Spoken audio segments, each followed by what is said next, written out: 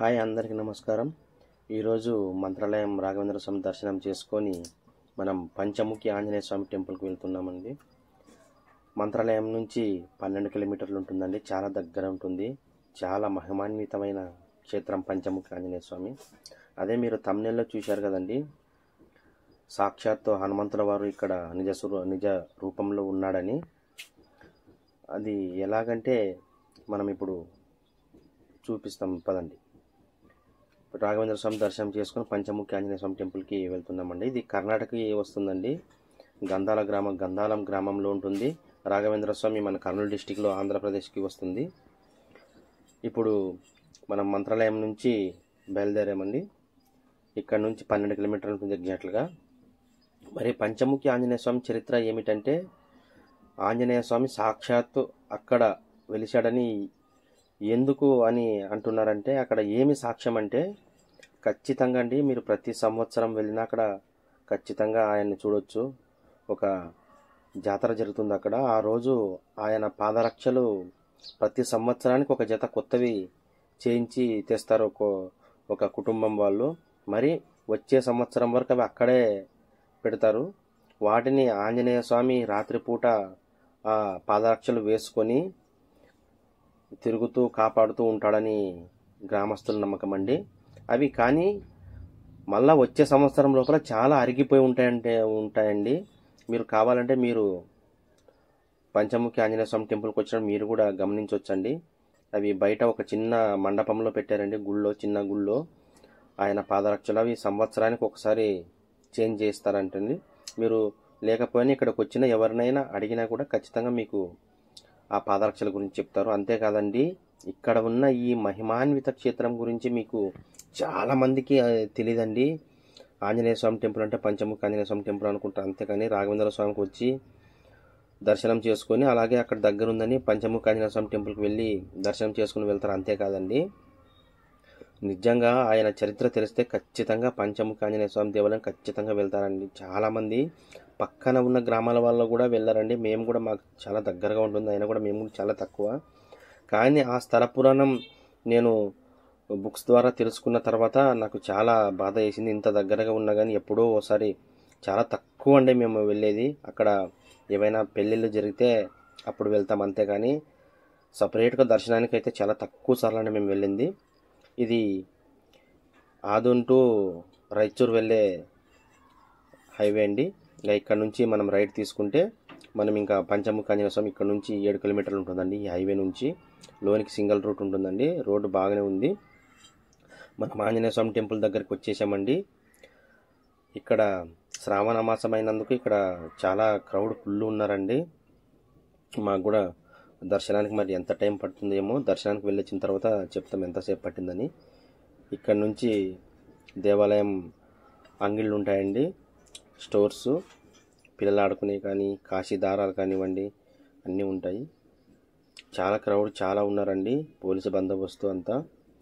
ఇది నేను ఇంతకుముందు చెప్పాను కదండి, స్థల పురాణం ఏమిటంటే, ఈ స్థల పురాణం గురించి వెళ్తే మనం త్రేతాయుగానికి వెళ్ళాలండి. త్రేతాయుగానికి ఈ ఆంజనేయ స్వామి టెంపుల్కి ఏం సంబంధం అంటే, త్రేతాయుగంలో రావణాసురుని సంహరించడానికి శ్రీరామచంద్రుడు పుట్టాడు కదండి. అప్పుడు మహిరావణుడని, చాలా రామాయణం సినిమా చూసినా కానీ రామాయణం చదివిన వారికి ఖచ్చితంగా తెలిసిన మహిరావణుడు అంటే రావణాసురుడి అంతటి గొప్పవాడండి ఆయన, మహిరావణాసురుడని. ఆయన రామ లక్ష్మణులను ఇద్దరిని చిన్న పిల్లలుగా చేసుకొని ఆయన తీసుకెళ్ళి పాతాళ లోకానికి వెళ్ళి కాళీదేవికి బలి ఇవ్వాలని రెడీ అవుతాడండి. అప్పుడు ఆంజనేయ స్వామి ఎక్కడ వెతికినా శ్రీరామచంద్రులు కనపడరు. అప్పుడు ఎలా అంటే, అప్పుడు ఆయన ధ్యానంలో చూస్తే పాతాళ లోకంలో ఉంటారని తెలుసుకొని ఆయన పాతాళ లోకంలోకి వెళ్ళి ఆ మహిరావణుని చంపి ఆ రామ లక్ష్మణులను ఇద్దరిని తీసుకొని పైకి వస్తాడు కదండి. అప్పుడు జరిగిన అదే ఈ స్థలం అండి. భూగర్భంలోంచి పాతాళ లోకంలోంచి పైకి వచ్చిన స్థలమేనండి ఈ పంచముఖి ఆంజనేయ స్వామి చిన్న కొండ. ఇక్కడేనండి ఆంజనేయ స్వామి రామ లక్ష్మణులను పైకి తీసుకొచ్చిన స్థలము. ఇక్కడికేనండి రాఘవేంద్ర స్వామి కూడా వచ్చి తపస్సు చేసి ఇక్కడ ఎంతో ఫలితం పొందాడండి. ఆయన తపస్సు చేసింది కూడా ఇక్కడ అండి. రాఘవేంద్ర స్వామి చాలా రోజులు ఇక్కడ ఉన్నాడంట. అందుకనే అండి ఆంజనేయ స్వామి నిజ రూపంలో ఇక్కడ ఖచ్చితంగా ఉంటాడు. చాలామంది భక్తులు నమ్ముతారండి. ఇక్కడ మనము పాదరక్షలుగా చూడొచ్చండి. ఖచ్చితంగా అండి పంచముఖ ఆంజనేయ స్వామి చరిత్ర తెలుసుకోండి. ఖచ్చితంగా ఆ మంత్రాలయం వచ్చిన వారు ప్రతి ఒక్కరూ ఆంజనేయ స్వామి టెంపుల్కి వచ్చి వెళ్ళండి, దర్శనం చేసుకోండి. చాలా మహిమాన్వితమైన క్షేత్రం అండి. మనం దర్శనానికి వెళ్తే మాకు 2 గంటల సమయం పట్టిందండి. క్రౌడ్ చాలా ఫుల్గా ఉన్నారు శ్రావణ మాసం అయినందువల్ల. ఇక్కడ నుంచి లైన్లో నిలబడి మేము చాలాసేపు ఇక్కడ వెయిట్ చేసి వెళ్ళామండి. లోనికి వెళ్ళిన తర్వాత అక్కడ విగ్రహాలు కానీ అలాంటివి ఏమి ఉండవండి. మనం జ్యోతిర్లింగాలు చూస్తాం కదా, అలా ఉంటాయండి. ఒక చిన్న రాయి పైన ఆంజనేయ స్వామి నిజరూప దర్శనం ఇస్తాడండి. ఖచ్చితంగా చాలా మహిమాన్వితమైన క్షేత్రం అండి. ఖచ్చితంగా ప్రతి ఒక్కరు దర్శనం చేసుకోండి.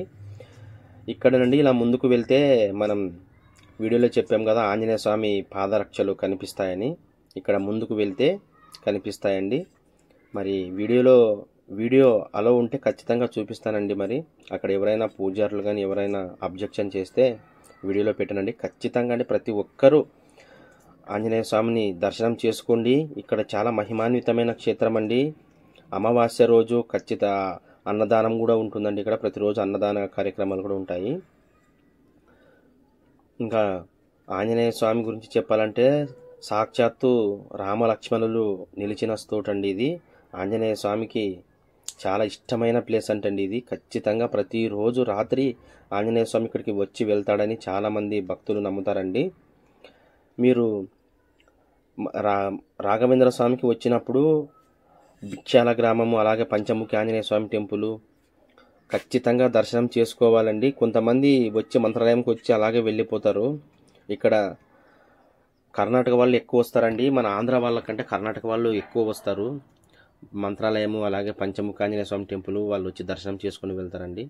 ఇక్కడ కొంతమంది రూపాయి బిళ్ళలు పెట్టి వాళ్ళ నమ్మకంతో నిలబెడతారండి.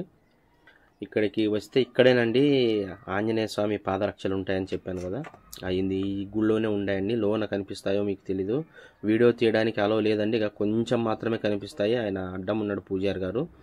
అడిగానండి పూజారిని వీడియో తీయొచ్చానంటే వద్దు బాబు తీరాదని అన్నారు. అందుకని వీడియోలో తీయలేదండి, కొద్దిగా మాత్రమే కనిపించాయి. వీలైతే మీరు వచ్చినప్పుడు ఖచ్చితంగా పాదరక్షలకు దర్శనం చేసుకోండి. ఆంజనేయ స్వామి ధరించిన పాదరక్షలండి అవి. మీరు వస్తే ఖచ్చితంగా దర్శనం చేసుకోండి. అంతే కదండి, ఆంజనేయ స్వామి నిజంగా ఆయన బ్రతికే ఉన్నాడని చిరంజీవని అంటారు. ఆయన నిజంగా ఇప్పటిదాకా తిరిగాడే ప్లేసులు కొన్నే ఉన్నాయండి. ఒకటి బద్రీనాథ్లో కూడా ఆయన తిరుగుతాడని అడుగుజాడలు చాలామంది అఘోరాలు సాధువులు చెప్పారండి. తర్వాత మళ్ళా ఇక్కడే పంచముఖ ఆంజనేయ స్వామి గుడి దగ్గర చూశామని చాలామంది అప్పట్లో చెప్పారండి. అంతేకాదండి, ఆ పాదరక్షలు సాక్ష్యం అండి. ఆంజనేయ స్వామి వచ్చి వెళ్ళాడనడానికి ప్రతి సంవత్సరం ఆయన పాదరక్షలు జోడు తీసి మళ్ళీ కొత్త పాదరక్షలు పెడతారండి అక్కడ. మరి వచ్చే సంవత్సరం తర్వాత అప్పటిలోపే ఆ పాదరక్షలకు ముళ్ళు కానీ అలాంటివి కుచ్చుకొని ఉంటాయంట. అవి అందరికీ చూపించారండి. దానికి సంబంధించి ఒక కుటుంబం ఉంటుందండి, వాళ్ళు మాత్రమే చూస్తారంట. మాకు దర్శనము 2 hours పట్టిందండి. దర్శనం చేసుకొని మళ్ళీ రిటర్న్లో మేము మా ఊరికి